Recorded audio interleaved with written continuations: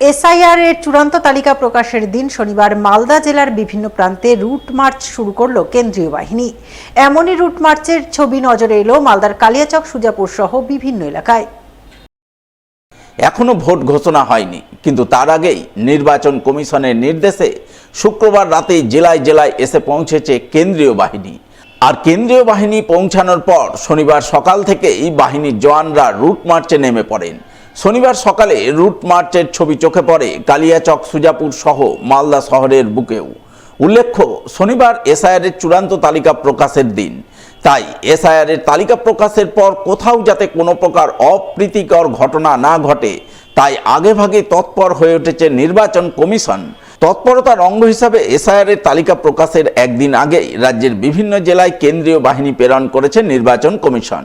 সেই বাহিনী পৌঁছায় মালদাতেও। তাই মালদায় পৌঁছানোর পর শনিবার সকাল থেকেই জেলার বিভিন্ন এলাকায় কেন্দ্রীয় বাহিনীর জওয়ানরা রুট মার্চে নেমে পড়েন, যাকে সাধুবাদ জানান জেলার সাধারণ মানুষ।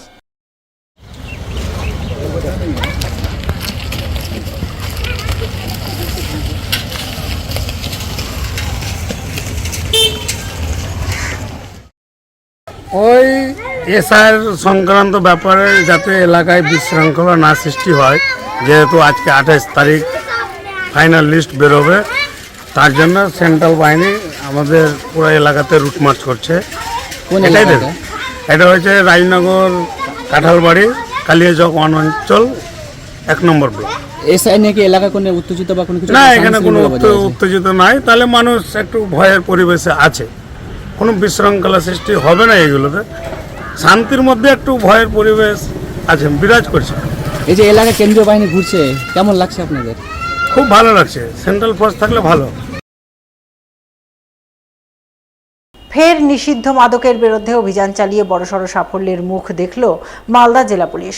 কয়েক কোটি টাকার মাদক সহ গ্রেপ্তার করলো এক মাদক কারবারিকে। ঘটনা প্রসঙ্গে শনিবার জেলা পুলিশ সুপার অভিজিৎ ব্যানার্জি জানান, শুক্রবার রাতে তারা বিশেষ সূত্রে নিষিদ্ধ মাদক তৈরির বেআইনি কারবার চলছে বলে খবর পান।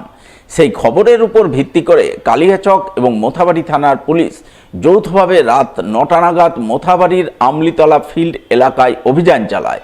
পুলিশি অভিযানের সময় কয়েকজন অন্ধকারের সুযোগ নিয়ে পালাতে সক্ষম হয়, তবে এক মাদক কারবারি পুলিশের জালে ধরা পড়ে। তার হেফাজত থেকে উদ্ধার হয় একটি কন্টেনার। সেই কন্টেনারে 4.5 কেজির মতো নিষিদ্ধ মাদক উদ্ধার হয়।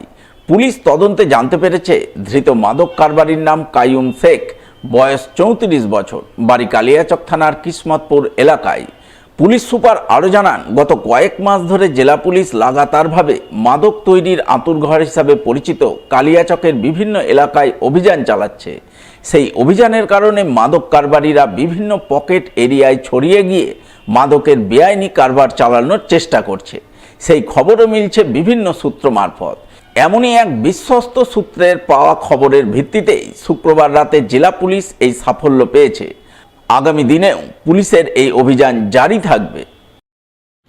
একটা ক্রেডিবল ইনফরমেশনকে বেস করে, ক্রেডিবল ইনফরমেশন অনুযায়ী কালিয়াচক থানা এবং মোথাবাড়ি থানার একটা জয়েন্ট টিম মোথাবাড়ির যে আমলিতলা ফিল্ড আছে, ওখানে 27 তারিখ রাত্রি 9টার সময়, 9টা থেকে 9:30টার মধ্যে একটা রেড অর্গানাইজ করে।